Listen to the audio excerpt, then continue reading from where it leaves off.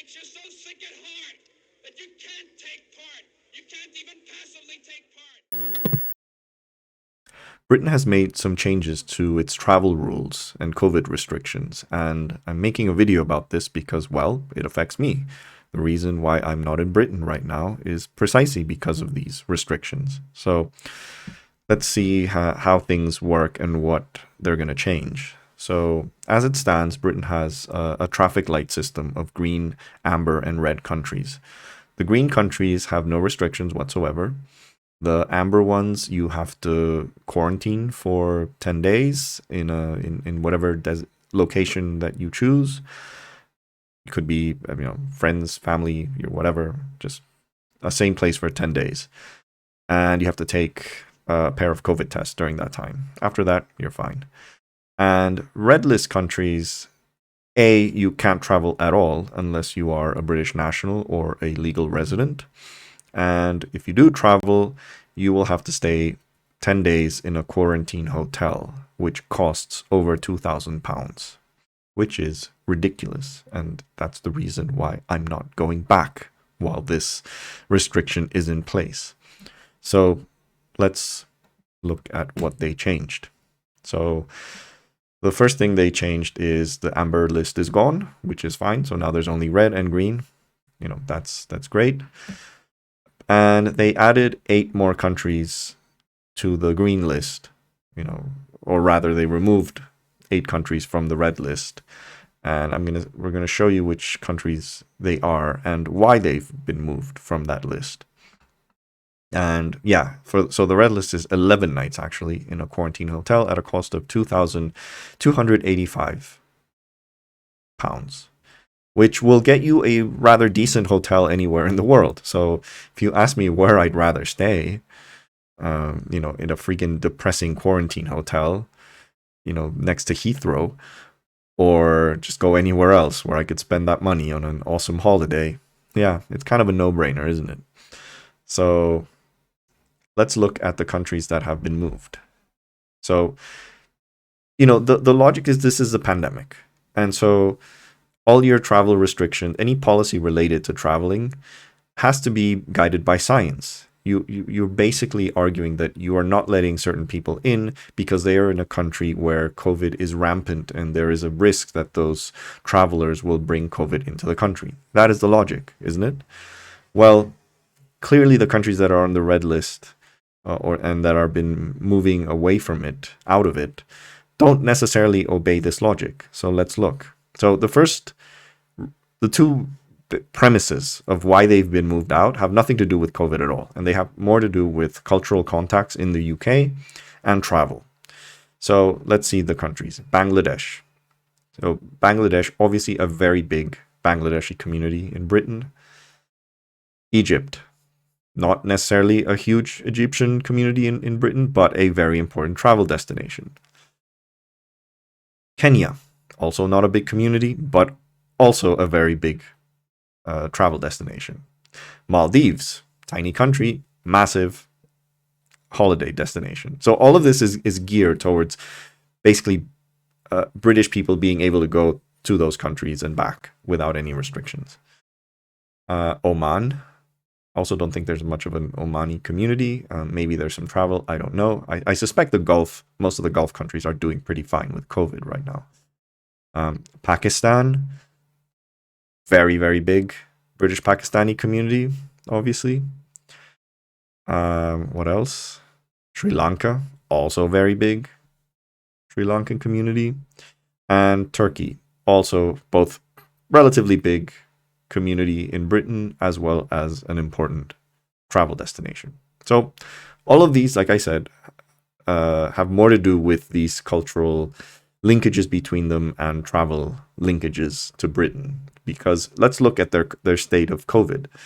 Bangladesh of these countries is the only one that you can make a case among the big ones. I'm not going to look at all of them, but the big ones can make a case that yeah, they're doing pretty good.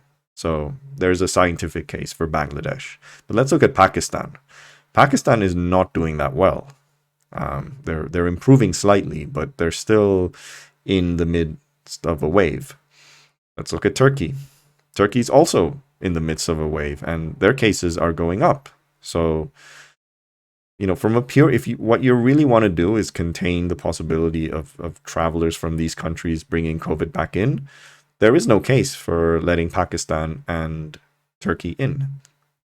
Now, let's look at the other countries, aside from the ones that have just been removed. And my issue here is Latin America, because Latin America has basically just been lumped into the same category of they've been red all this time.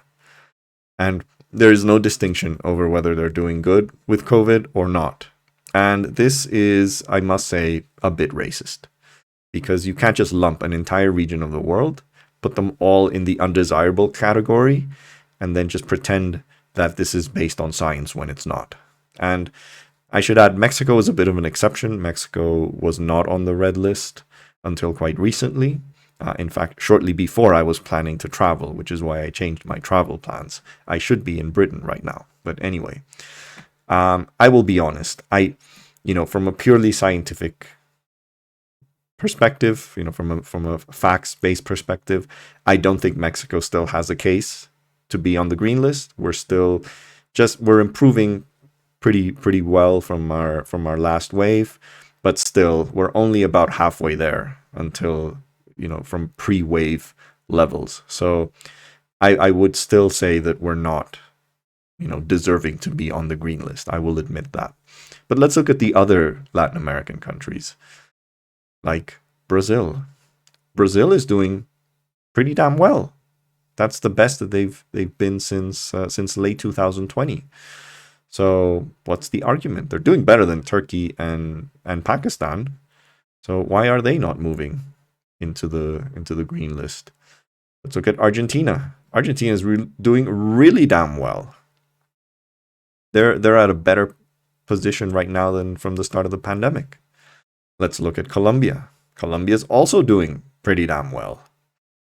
Also doing better than at any other point. Peru, one of the hardest hit countries by COVID, also doing pretty damn well, better than at any point since the start. Chile, also doing really damn good, and also one of the countries with the highest vaccination rates in the world. Uruguay, also another country with really high vaccination rates, they're doing pretty damn well.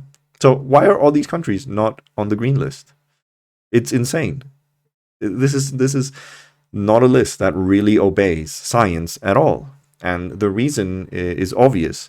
There aren't many cultural linkages between Latin America and Britain, so they just don't care. There's a relatively sizable Andean community, so Colombians, Ecuadorians, Peruvians, but it's not huge, like compared to Asian communities. There is also a relatively sizable Brazilian community, but aside from that, there aren't any. Like Mexicans, there's hardly any Mexicans in Britain aside from students, and they study a couple of years, then go back. There's not many Argentinians, Uruguayans, Chileans, from that southern cone region. So there's no real incentive in terms of traveling, letting people travel in and out of Latin America. So that's one of the reasons. It's just not profitable. They don't care. It's not hugely profitable. But I still think that this is, the case for the lists are not supposed to be on what countries you travel more to or what diaspora you have more of. It has all to do with the science of how you're dealing with COVID. What's the risk of a traveler going into these countries and coming back with COVID? And the main hypocrisy is, this is the United States, a country that's obviously not on the red list, despite the fact that they're doing worse now than at any other point except their second wave, and I guess the first wave, which there wasn't that much testing, but they're doing really, really bad. And if you can't read the news, the English-speaking news today, and not read about some horror story from COVID, especially in some states like Florida or Mississippi or Texas, why is the US? What if you're a traveler from Britain to any of these countries, where are you more at risk of getting COVID and bringing it back? The United States or Peru? Let's be honest. clearly the United States. Clearly. But, oh, no, special relationship. It's a white country. Let's not pretend that this isn't kind of the reason. I'm not saying it's like a deliberately racist policy. I'm just saying it's racism out of omission. You know what I mean? It's racism out of like, oh, it's Latin America. We'll just lump them into the undesirables category because they're Latin America. And here's the other hypocrisy. This is the UK itself. The UK isn't really doing that well in terms of transmission, and this is also what I find really strange about the requirement to go to those quarantine hotels. So you're basically quarantining for 10 days, but then you leave, and you're in an environment where there's no restrictions to the possibility of catching the virus, because that was the whole point of opening up the country. The UK hardly has any measures in place. There's a few in terms of like wearing face masks on the tube in London or on the bus, but that's it. So why do we care so much about those 10 days when you get there if you don't care at all about spreading and catching it afterwards? That's what I don't get. That's ridiculous. And yeah, well, what else is there to say about this other than, yeah, this does not obey the science. This is just merely, just lumping a bunch of countries with a certain regional and cultural similarity and saying, yeah, you can't travel, while other countries that are clearly doing much worse, like the United States, they can travel. And it's also not an issue about vaccination. If this was earlier in the year, you could at least make the case, oh, well, most of the people in these countries are not vaccinated. That's not true anymore. Like, all these major countries in Latin America have at least 40% vaccination levels. At least. So what's the excuse? And some like Chile and Uruguay are among the highest in the world. So what's the excuse? Even Chile, where they're doing well in terms of the state of the pandemic, the state of contagion, and Uruguay, and also they're super vaccinated. What's the friggin' excuse? And even like from a racist perspective, it's like stupid because Uruguay is a white country. But no, this is racism derived from ignorance. That's really what it is. Yeah. And most British people don't even know that Mexico's in North America, so I wouldn't expect them to really. And the government ministers in this country aren't exactly the sharpest pencils in the drawer. That's not why they were picked. This is also a prime minister who has made no shortage of racial slurs against pretty much every ethnicity known to man. So I'm not surprised at all. But I am surprised that there's been some cabinet changes lately. I'm hoping, this is my hope, that the new cabinet, which really has only been days in on the job, did not really have time to sit down and make like a systematic review of every country. I'm hoping that's the case. And I'm hoping for the next review, which I think is in 3 weeks, they will have had time to do this. So I will give them that benefit of the doubt before I will openly call this a fucking racist policy, which I must say, it does kind of sound like it. But yeah, that is my opinion on the matter. That is why I am still in Mexico and not in Britain. But hey, the food is better here. Can't complain. Yeah, on that note, hope you enjoyed this video. Please like, please share. Most importantly, please subscribe. And I'll see you next time.